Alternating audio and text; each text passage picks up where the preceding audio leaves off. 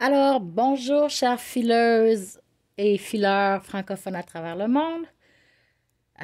Bonjour du Québec, Huntington, Québec. Aujourd'hui, pendant que je travaillais sur mon projet de filage, je me suis dit que je pourrais peut-être prendre un moment pour faire une petite capsule tutoriel, trucs et astuces sur les mill ends qu'on dit ici, qui veut dire les fins ou début de l'eau. On trouve souvent ce terme dans la laine, mais dans le fil déjà filé. Sauf que ça existe aussi dans les filatures pour les laines dites non filées. Vous allez acheter souvent des sacs comme ça avec toutes sortes de bouts. On ne sait pas trop quoi faire avec. Excusez mon nez a sorti dans la caméra. Premièrement, vous allez pouvoir en trouver soit en ligne, soit dans des festivals. Toutefois, maintenant, avec la pandémie, c'est moins possible dans certains pays et régions. Donc, quoi faire avec ça? De un, je vais commencer par ouvrir le sac. On dit que... On regarde ça et on dit, mon Dieu, c'est quoi ça? Qu'est-ce que je fais avec ça? Beaucoup. Premièrement, c'est de la belle fibre. C'est de la fibre de qualité. Parfois, par contre, on peut voir qu'il y a eu un coup de ciseau. Comme ça, c'est fini et plus droit. C'est les débuts et les fins de la laine passée dans la cardeuse et ensuite sortis en sliver, qu'ils appellent en petits ondins, qui vont être tapés ensemble avec la vapeur pour en faire un plus gros ondin qui va ressembler... où est-ce que je pourrais voir ça? Je vais aller chercher le reste.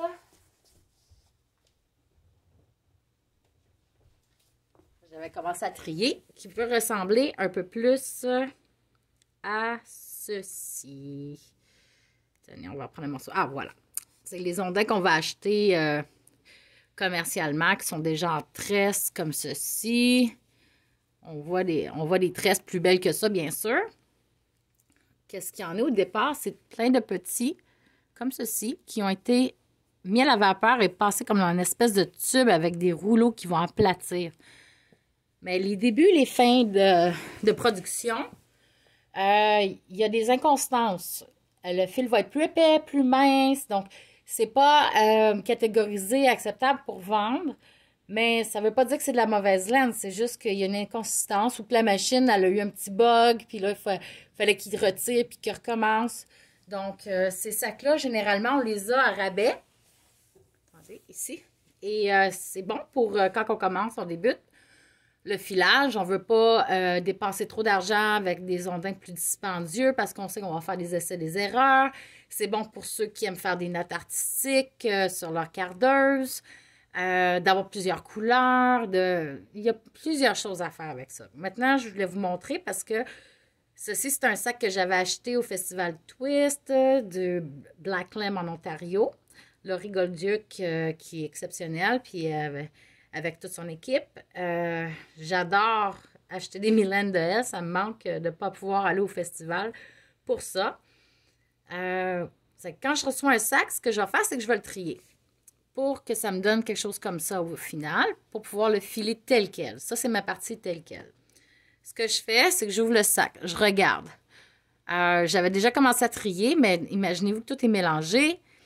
Je vais avoir des morceaux plus larges qui sont acceptables pour être filés tels quels, mais ils sont courts un peu. C'est que eux, je les préfère pour les passer dans ma cardeuse parce que je peux les étirer comme ceci et pouf, je les passe directement dans la cardeuse. Tous ces morceaux-là que je vais appeler larges et courts, je vais les trier. Larges et courts, je vais les mettre ensemble. Ou des choses qui sont un petit peu mélangées. Comme ça, c'est parfait pour la cardeuse. Ça ici aussi. Ça aussi. Donc, on va trier large et court. Ensuite, j'aime prendre tous les petits slivers, donc les mini ondins comme ça. Eux, il y a tellement de choses qu'on peut faire avec. On peut les prendre tels quels parce qu'ils sont consistants. Là. On s'entend, c'est pas mince, épais, mince, épais. On peut juste les filer tels quels pour faire un gros fil, un bulky. Deux brins de tout ça, c'est magnifique. je vais juste les twister un petit peu pour vous montrer de quoi ça aurait de l'air dans le rouet si je le prenais juste tel quel. Attendez. En twistant à mon doigt, puis en faisant un retard. Après, vous allez voir. OK. Donc, ici, comme ça. Poup. Et voilà. Donc, qu'est-ce que ça me donne ici? Un beau brin de bulky. Je pourrais les filer tels quels. Je vais juste les séparer, les mettre en petits, en petits nids, comme j'appelle ici, les petits nids d'oiseaux. Et je vais les filer tels quels. Sinon, il y a aussi pour les tricoteuses, ça c'est un gros large, gros large.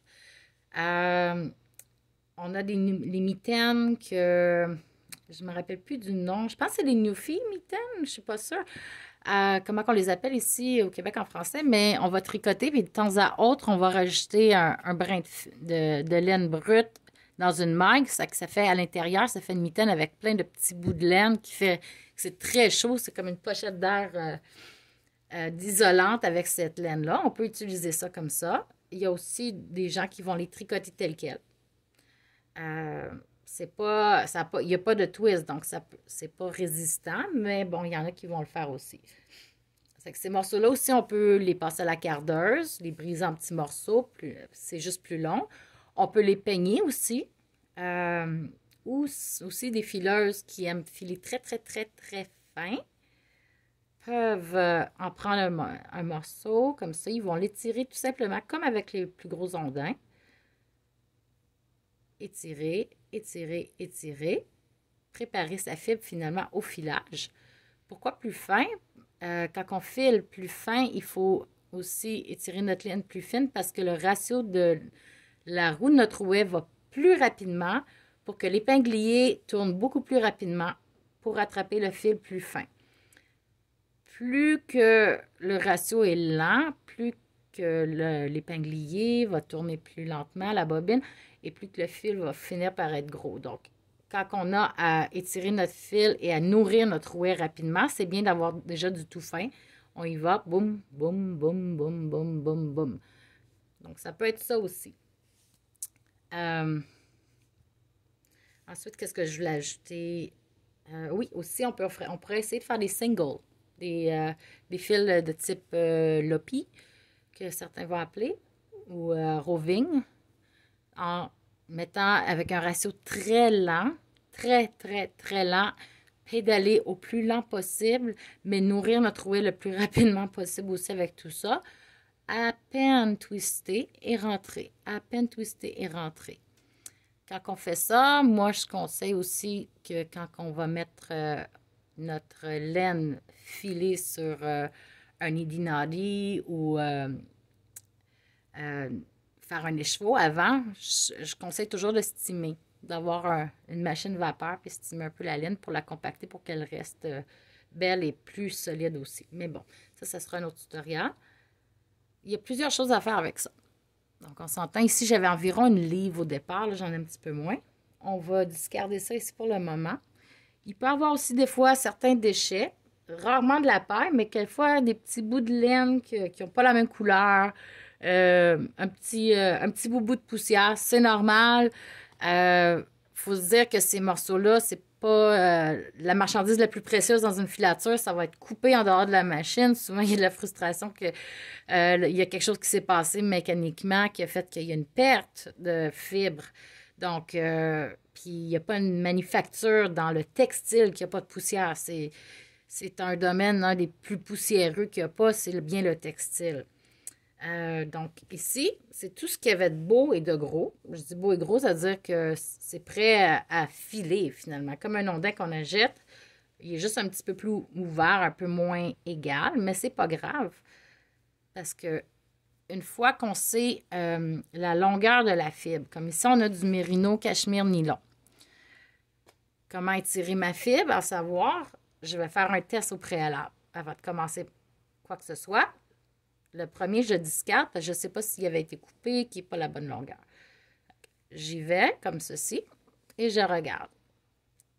Qu'est-ce que j'ai ici comme longueur de fibre?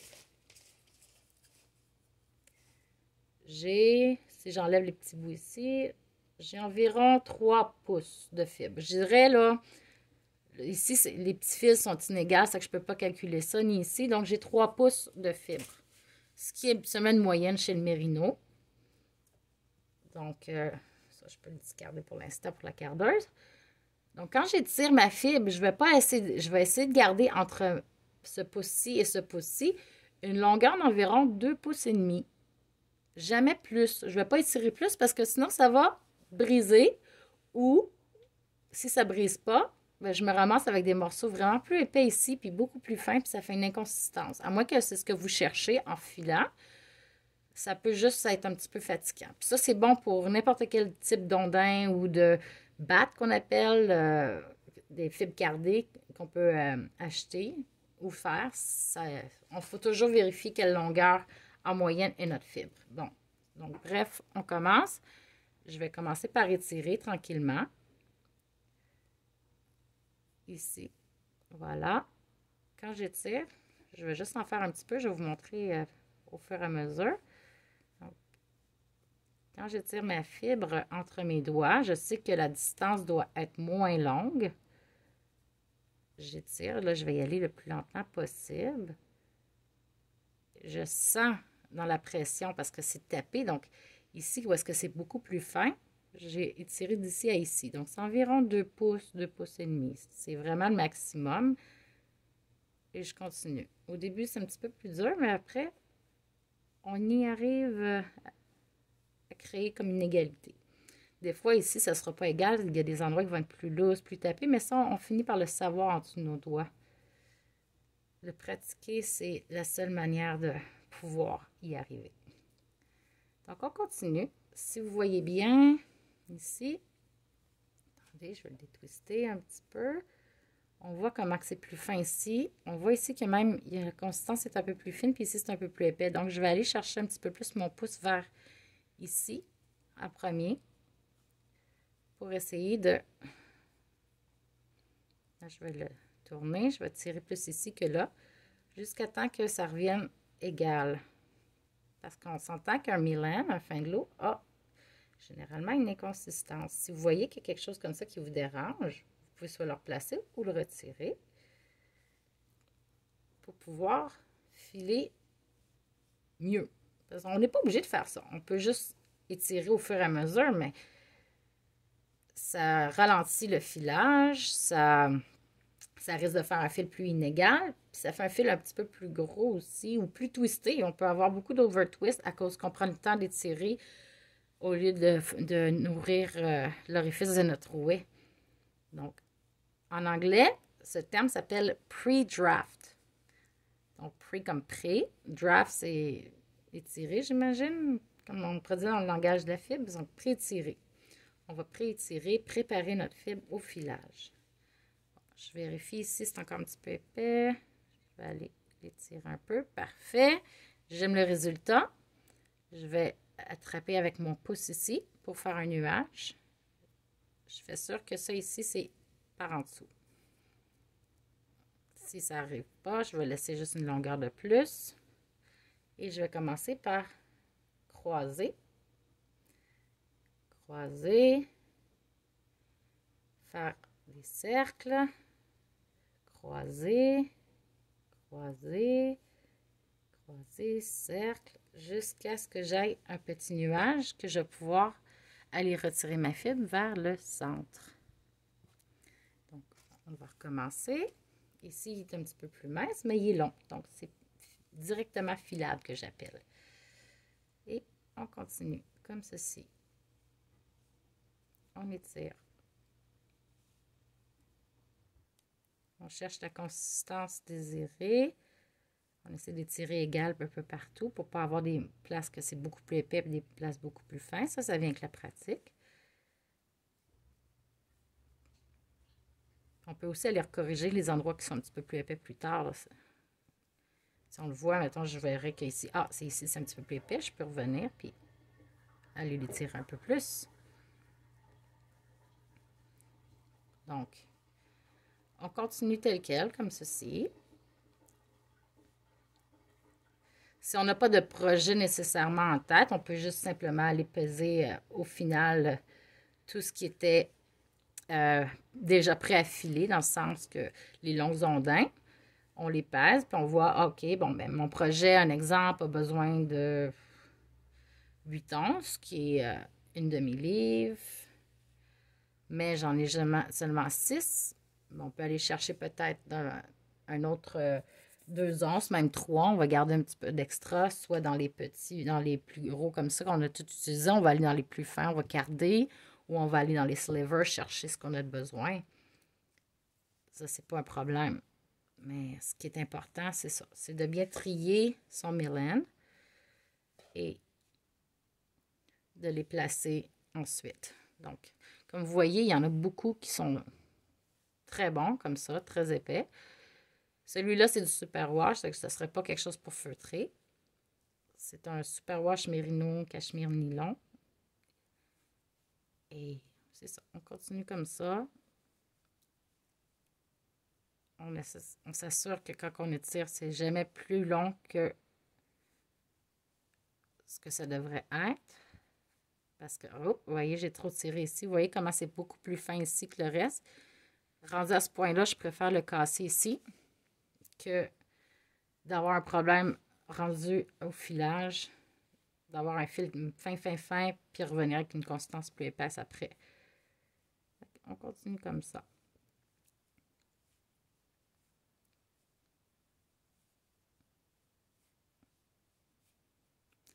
Plus que je vais plus loin comme ça, moins que j'ai de contrôle, plus que je risque de faire trop mince. Donc, l'important, c'est d'être le plus proche possible et d'étirer tranquillement. Je vois qu'ici, c'est plus épais. Je peux aussi étirer comme ça. Si je vois que j'en ai trop dans les mains, je peux aussi en enlever. Allez, on va le séparer pour que ce soit plus facile. Ah, vous voyez, ça là, je sens déjà que c'est beaucoup plus agréable, c'est beaucoup plus facile, c'est plus smooth, comme on dirait en anglais. Okay. Ça, je comprends qu'il y en a que ça les frustre, là. Il y en a le petit problème de bonjour, hi au Québec. Mais moi, il va y avoir beaucoup de mots anglophones. Le filage, beaucoup plus de connaissances, beaucoup plus de termes qui étaient anglophones. C'est plus récent que le filage est populaire dans le milieu francophone, en tout cas pour le Québec. J'ai appris parmi les groupes américains. Donc, j'ai beaucoup de terminologie anglophone. J'apprends présentement des mots en français sur le filage que j'avais jamais entendu dans les dernières 8 ans. Donc, si ça vous offense, si vous êtes offusqué du fait que j'ajoute des anglicismes dans mon langage, s'il vous plaît, ce ne sera pas la capsule podcast pour vous. J'ai malheureusement, dans un groupe, été insultée une fois, dans le sens, on m'a dit d'aller apprendre mieux mon français avant de pouvoir enseigner ou de montrer des choses. Ça avait été très blessant, puis finalement, j'ai passé outre. Je me suis dit que cette personne-là en valait juste pas la peine. Donc, voilà. On continue. Aussi long qu'on veut. Si je vois que ça commence à plier, c'est pas beau, je casse et j'y vais. Je continue. Je me fais un beau petit panier ou un bol. Quand j'en ai beaucoup comme ça. Des fois, surtout l'alpaga, je trouve qu'il y a beaucoup de statique là-dedans. J'hésite pas à m'humecter les mains quand je travaille avec l'alpaga. Juste un peu, puis bien avoir les mains bien hydratées, comme ça, il n'y a rien qui reste collé à cause des petites peaux sèches ou autre.